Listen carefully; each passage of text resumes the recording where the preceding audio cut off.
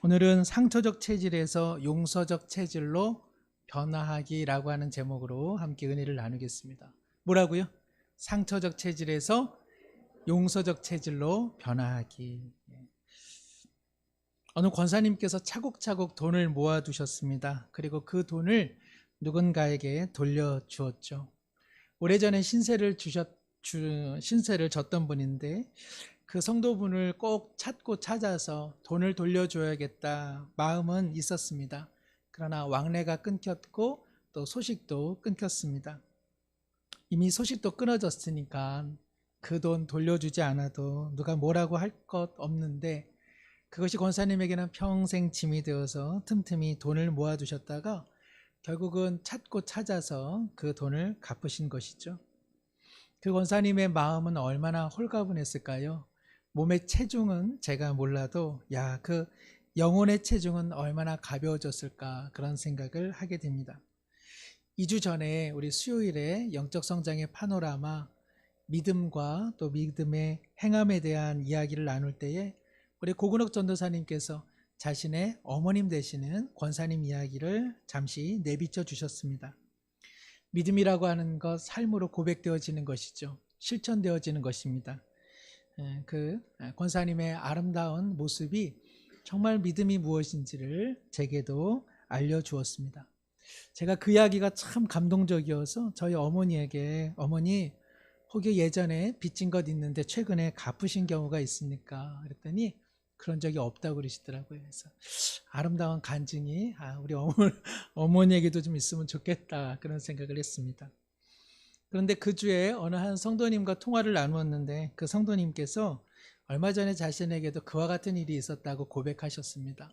자신도 누군가에게 빚을 졌는데 그분이 형편이 어려운 것 알기에 나중에 주어도 된다고 한사코 미루는 것을, 자신에게는 그것이 빚이 되고 부담이 되어서 갚았다고, 그래서 참 고마웠다고, 그리고 서로를 향한 사랑이 확인되는 시간이었다고 말씀하시는 것을 제가 들었습니다.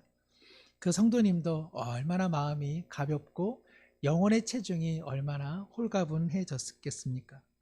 우리 이제 한 해를 마무리하죠. 한 해를 보내고 맞이하는 이쯤에 우리의 영혼은 홀가분하십니까? 아니면은 아직도 해결되지 않은 어떤 문제로 인해 마음에 무거움이 있으신지요?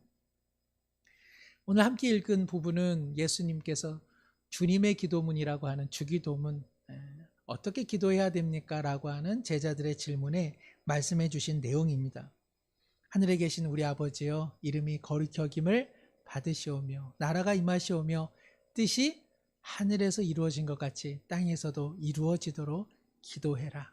이렇게 말씀하신 예수님께서는 하나님과의 관계에 있어서는 이 기도가 우선이다 말씀하시고, 그 다음 우리네 살아가는 삶에 대해서는 너희 일용할 양식이 얼마나 필요하냐, 멋떨어진 기도보다 너희 먹고 사는 육신의 삶도 참 중요하니 그 기도를 먼저 하라고 따스하게 말씀해 주십니다. 그리고서는 예수님께서 바로 이어서 무슨 기도를 하라고 말씀하시나요? 너희가 누군가 너에게 죄를 지었거든 그 죄를 용서해 주면서 살아라. 그리고 그때 하나님께서 너를 용서해 주신 것을 체감하며 살 수 있다. 오늘 나오는 우리가 우리에게 죄 지은 자를 사하여 준 것 같이 우리 죄를 사하여 주시옵고, 예수님께서 우리의 삶의 양식의 문제에 대해서 이렇게 기도하라고 말씀하신 다음에 바로 나오는 것이 관계입니다. 맞는 순서죠. 산다는 게요, 먹는 일하고 또 어떤 일입니까? 사람 만나는 일이죠. 입으로 들어가는 음식만큼이나 중요한 것이 사람과 만나 관계하는 일인데, 하나님께서, 주님께서 용서하며 살아야지 용서하지 않고는 산다는 것 참 어려운 일이다 라고 말씀해 주고 계십니다. 정호승 시인의 용서해 주세요라는 시가 있는데 한번 읽어보죠. 내가 쏘았던 새총에 맞아 죽은 참새의 아들이여, 내가 휘둘렀던 잠자리채에 갇혀 죽은 잠자리의 따님이여, 내가 길을 걸을 때마다 내 발에 밟혀 죽은 개미의 아버지여, 내가 내리쳤던 파리채에 맞아 죽은 파리의 어머니여, 용서해 주세요. 용서해 주세요. 시인은 단순히 지금 새나 잠자리, 개미, 파리 죽인 것 이야기하는 것이 아니라 자신은 의도하지 않았지만 의도하지 않게 누군가에게 상처를 주며 살아갈 수밖에 없었던 자신의 숙명적인 존재에 대해서 이야기하고 있습니다. 시인뿐 아니죠. 우리 모두도 그렇습니다. 우리가 남에게 상처 주는 것, 좋아서 상처 주는 일 별로 없습니다. 사랑하고 참 좋아하는 관계인데 의도치 않게 서로 간에 상처를 주고받는 일이 얼마나 많이 있습니까? 그것이 우리의 인간의 숙명이 아닌가 싶습니다. 사랑의 가장 원형이라고 할 수 있는 가정, 가족 안에서 우리는 얼마나 상처를 주고받으며 부모와 자녀 그리고 부부 간에 살아가고 있습니까? 사랑의 또 다른 원형이라고 할 수 있는 교회는 어떻습니까? 그토록 사랑을 운운하지만 우리 자신도 사랑 때문에 그러나 오히려 상처 때문에 서로 아픔을 주고받는 일이 있음을 우리는 잘 알고 있죠. 사람은요, 확실히 상처적 체질인 것 같습니다. 상처 참 잘 주고 상처 참 잘 받고 우리는 나빠서 그렇기보다는 우리 존재 자체가 그토록 상처적 체질인 것을 부인할 수 없습니다. 어떤 분이 겨울 옷 한 벌 샀습니다. 좋은 일이죠. 어떤 남편이 이번에 승진을 정말 했습니다. 얼마나 좋은 일입니까? 우리 애가 그나마 원하던 학과에 진학했습니다. 얼마나 축복받을 일입니까? 하나님께서 근본에 새 집을 마련해 주셨어요. 얼마나 축하할 일입니까? 그런데요, 축하해 주고도 돌아서면 아유, 나는 변변한 옷 한 벌 없는데 우리 남편은 맨날 그 자리에 머물러 있는데 아이고, 우리 아이는 어떻게 해야 또 진학을 할 수 있을까? 하나님께서는 왜 변변한 집 한 칸을 내게 주시지는 않을까? 우리는 누군가의 이러한 소박한 일조차, 말조차도 내게는 상한 마음으로 다가올 때가 있다는 것이죠. 이것이 우리의 상처적 존재입니다. 그런데 오늘 주님께서는 말씀하십니다. 야, 상처만 받고 상처적 체질로야 어떻게 살아갈 수 있겠냐? 용서하면서 살아가야 된다. 용서적 체질로 변화되어야 한다. 이것이 바로 주기도문에 나오는 주님의 명령이시고 요청이시죠. 매일 자기가 상처받았다, 상처만 계수하고 살아가는 인생 과연 행복할까요? 우리가 잘 아는 것처럼 결코 행복에 접근할 수는 없습니다. 늘 피해의식 속에서 살아가는 인생, 지나치게 예민하고 지나치게 과민하며 반응하며 살아가는 인생, 감사도 잃어버리고 행복의 여건도 마련되지 않고 자유도 자리 잡기 어렵죠. 내게 상처 준 사람 미워하는 힘으로 살아가는 사람, 내게 상처 준 것 갚아내려고 하는 복수로 살아가는 힘, 그것은 삶을 고단케 하고 결국은 사망에 이르게 합니다. 그러니까 주님께서 오늘 용서적 체질로 변화하라고 하시는 말씀은 단순히 우리 가운데 의무로 주어지는 말씀이 아니라 우리에게 행복을 주시기 위해서, 우리를 살려내시기 위해서, 우리가 진정 기쁜 사람으로 살아가게 하기 위한 주님의 초청의 말씀인 줄로 믿습니다. 하나님께서 우리가 우리의 하나님께 행한 죄값에 대해 어떻게 행하셨는지요? 고린도 후서 5장 19절입니다. 함께 한번 읽어볼까요? 곧 하나님께서 그리스도 안에 계시사 세상을 자기와 화목하게 하시며 그들의 죄를 그들에게 돌리지 아니하시고. 아멘. 우리가 하나님 앞에 죄를 행했는데 갑지불을 우리에게 돌리지 않으시고 자신의 사랑하는 아들 예수님에게 돌리셨습니다. 그래서 십자가에 예수님께서 계신 것이죠. 그래서 예수님께서 자신의 몸으로 제물이 되어주신 것, 하나님의 이해할 수 없는 사랑이고 우리를 향한 완전한 용서의 선포입니다. 하나님께서 우리에게 말씀하시는 것이죠. 내가 너를 용서했다. 그 용서의 힘으로 너도 안갚음하려는 마음, 문 닫으려는 마음, 포기하려는 마음, 미워하는 마음 내려놓아야 너 살 수 있어. 유행두라고 하는 시인이 쓴 용서라는 동시가 있는데요. 제가 이것을 읽으면서 참 따스하다. 참 용서를 고백하고 용서를 받는 일은 얼마나 기쁜 일인가 그런 생각을 해봅니다. 동생이 잘못했는데 나만 꿇어앉아 벌어섰다. 끝까지 잘못했다는 말 안 하고 싶었는데 발이 저려왔다. 한참이 지난 후 엄마가 이제 일어나도 좋아. 엄마 뒤에서 눈치 보던 동생도 이제 일어나도 좋아. 엄마 따라 말했다. 그리고 한마디 더 했다. 형아, 미안해. 내 마음이 사르르 웃고 말았다. 저린 내 다리도 사르르 따라 웃었다. 동생이 미안하다고 하는 그 한마디가 형의 마음 가운데 웃음의 마음으로 변화시켜 주었습니다.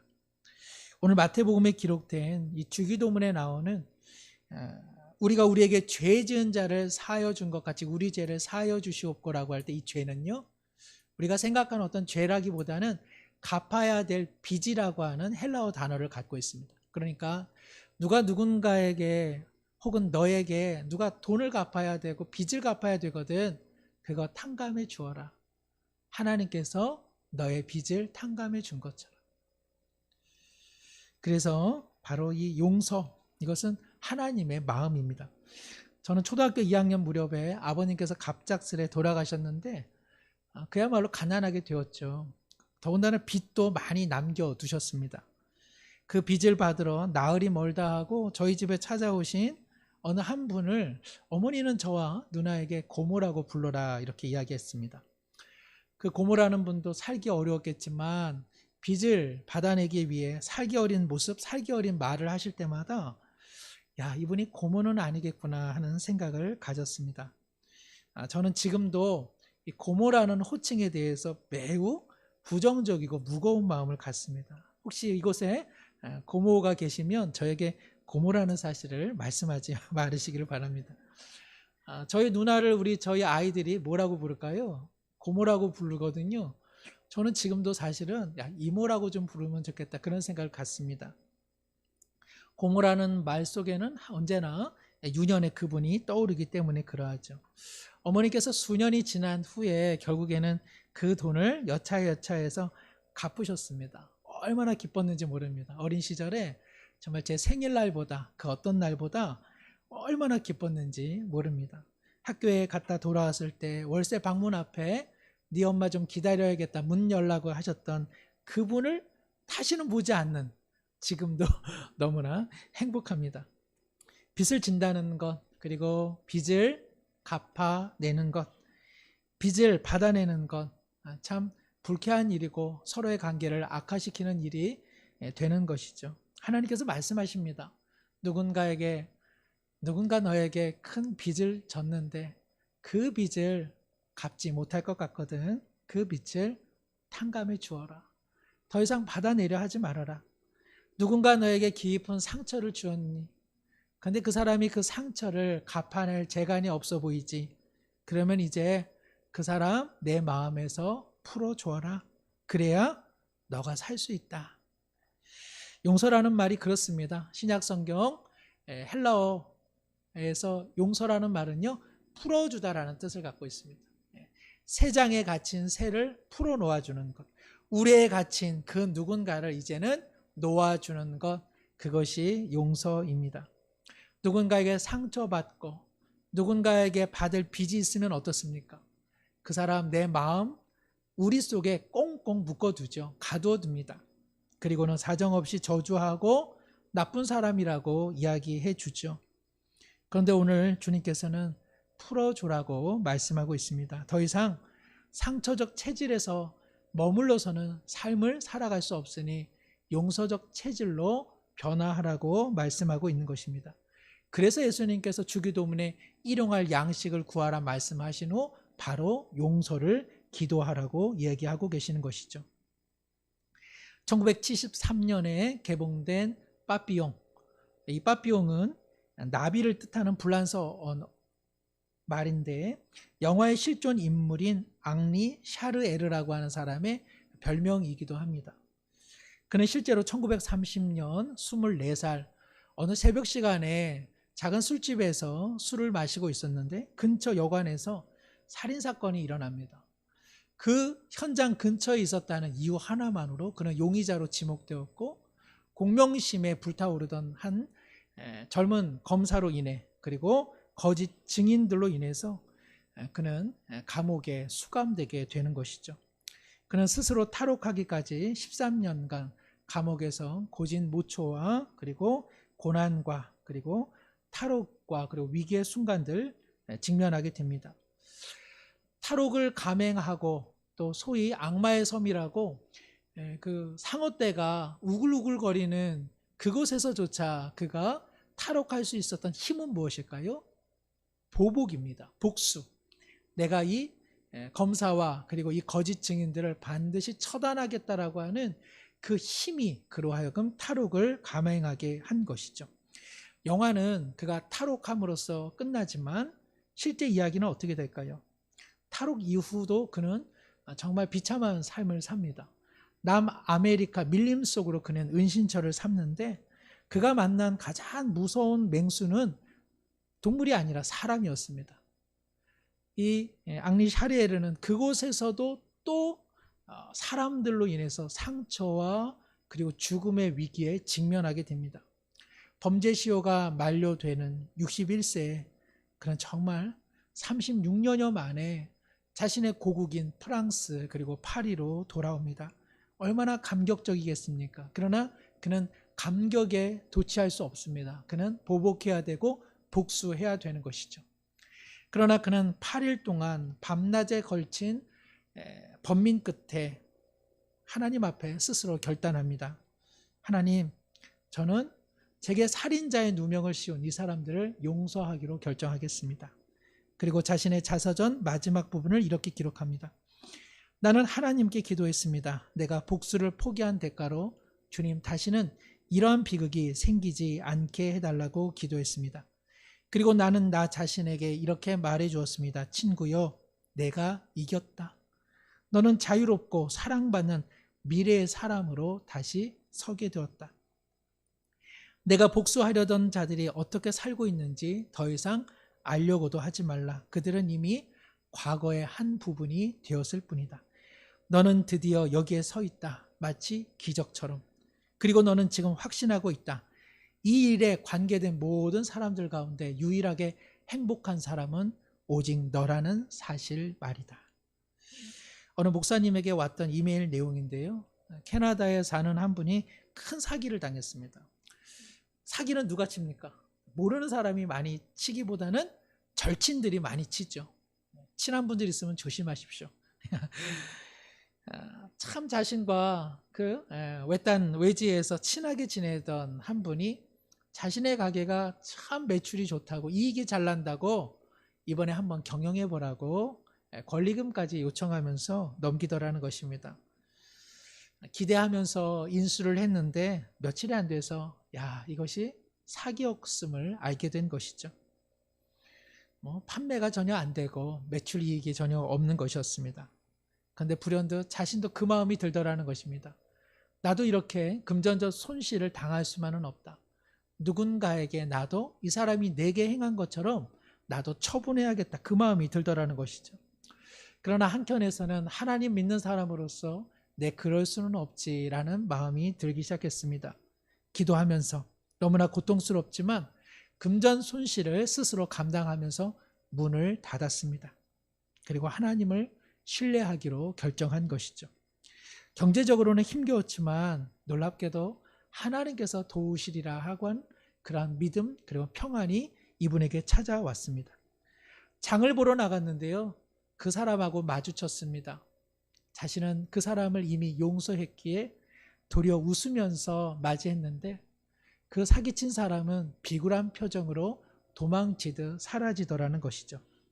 이분이 그 사람의 뒷모습을 보면서 하나님의 위로 그리고 내가 경제적으로는 힘들지만 나 참 행복한 사람이구나. 하나님께서 내게 용서의 힘을 주셨구나 라고 고백하게 되었다는 것입니다. 사랑하는 성도 여러분, 하나님께서 우리에게 말씀하실 때 그것은 우리를 위한 행복의 말씀인 줄로 믿습니다. 우리를 살리시고자 말씀하시는 것이지 우리를 근심과 염려와 구렁 가운데 밀어 넣어뜨리고자 말씀하시는 예는 한 번도 없는 것입니다.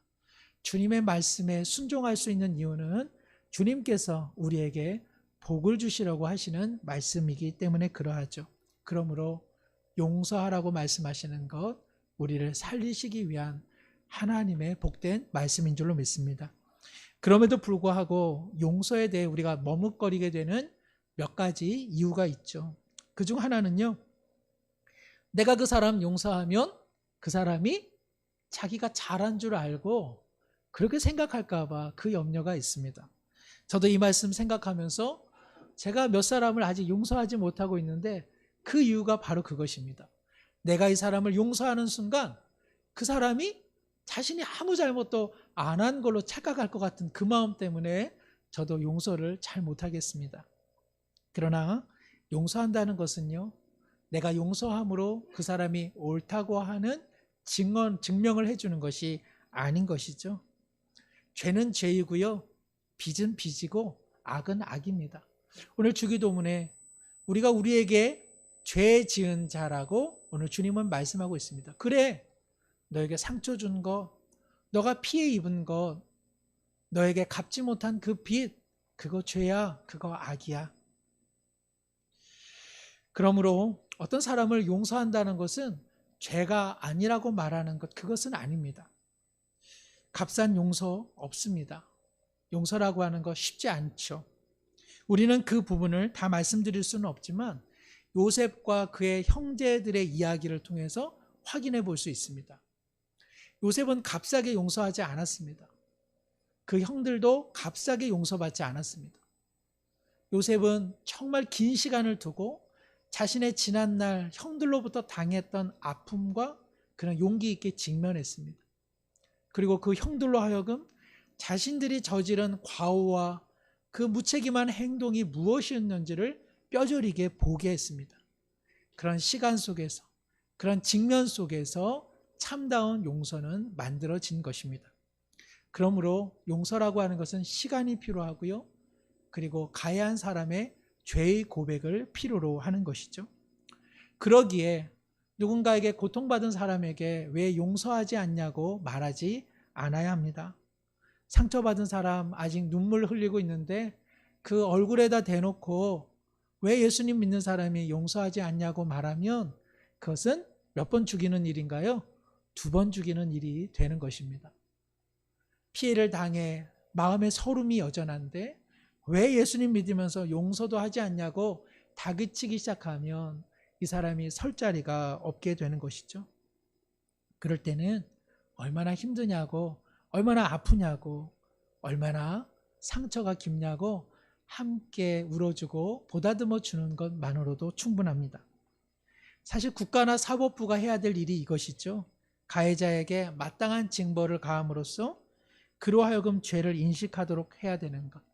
그래서 피해자가 상처를 치유받고 용서할 수 있는 발판을 마련해 주는 것, 이것이야말로 하나님께서 국가를 세우신 뜻이라 할 수 있습니다.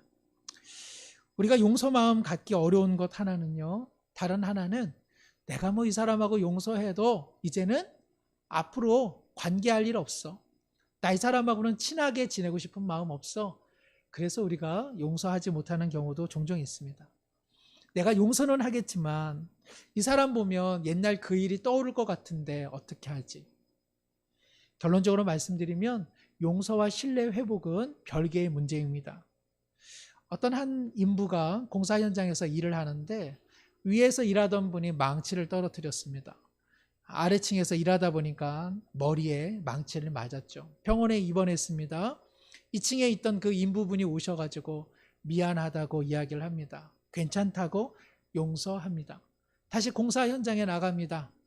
2층을 올려다 보니 그분이 다시 못질을 하고 있습니다. 아래층에서 일하는 것이 마음이 편하겠습니까? 그렇습니다. 한번 누군가에게 피해를 입으면 그 피해 입은 감정이나 상처는 오래 머물 수밖에 없는 것이죠. 그러나 그렇다고 해서 잘못을 용서할 수 없는 것은 아닙니다. 용서란 완벽하게 용서해야 용서할 수 있는 것 아니라 용서는 작은 시작점이라는 것을 꼭 기억해야 합니다. 작은 시작점으로의 용서가 시작되어질 때 관계가 회복될 수 있는 시간이 마련될 수 있기 때문에 그러합니다. 완전한 용서하기까지 내 미움의 방 안에 그 사람을 가둬놓기 시작하면 결코 신뢰의 회복의 시간도 우리 가운데 오지 않기 때문에 그러합니다. 지금 용서한다 하여 없었던 일 되는 것도 아니고, 지금 용서했다 하여 관계가 금세 예전처럼 회복되는 것은 아닙니다. 용서라고 하는 것은 내가 그 사람을 풀어주어 내가 살아날 수 있는 일입니다. 오늘 주님께서는 우리를 위해서 말씀해 주십니다. 풀어주어야 너가 살 수 있다. 그래야 주님의 따스한 온기, 하나님의 십자가의 따스한 온기가 내 영혼의 체질 가운데 가득할 수 있다고 말씀하고 있는 것입니다. 사랑하는 성도 여러분, 상처만 계수하며 살아갈 수는 없습니다. 상처적 체질로는 행복한 삶을 영위하기가 쉽지가 않습니다. 우리는 용서해야 되고 용서적 체질로 거듭나야 하는 것이죠.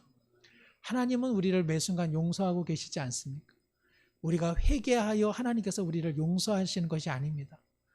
우리는 회개하지 않았음에도 불구하고 하나님께서는 이미 자신의 아들을 십자가에 내어주신 그 사랑으로 우리를 날마다 용서해 주고 계십니다. 하나님의 용서 없다면 우리는 살아갈 수 없었을 것입니다. 우리도 그러합니다. 누군가를 용서하지 않고는 결코 복된 삶을 살 수는 없기 때문에 그러합니다. 얼마 남지 않은 해, 혹여나 용서를 구하지 못한 일 있거든 용서를 구합시다. 혹여나 용서하지 못해 오늘도 상처의 마음으로 울분으로 살아간다면 이제 그 사람을 놓아줍시다. 하나님께서 우리의 죄를 우리에게 돌리지 않으시고 자신의 아들 그리고 자기 자신에게 돌리신 것처럼 그 하나님의 은혜로 우리 다 함께 용서의 힘과 용기를 얻어내기를 간절히 소망합니다. 기도합니다. 하나님 아버지, 오늘 누군가의 삶에, 인생에, 마음에 깊은 상처와 피해를 입히고도 버젓이 살아가는 이들로 인해 용서할 수 있는 기회조차 갖지 못해 살아가는 아픔의 사람들이 너무나 많습니다. 한마는 이 나라를 불쌍히 여겨주셔서 정의가 온전히 시행되는 나라로 변화되게 하여 주옵소서. 그리스도의 은혜 안에서 서로가 용서를 구하고 용서하는 공동체가 되게 해 주옵소서. 내게 상처 준 자의 모습 변화되지 않을지라도 이제는 그리스도 안에서 그 빚을 탕감하는 용서의 용기를 발휘하게 하여 주옵소서. 상처적 체질에서 머물지 않고 용서적 체질로 거듭난 행복한 주님의 백성들 되게 하여 주옵소서. 구주 예수님의 이름으로 기도드립니다. 아멘.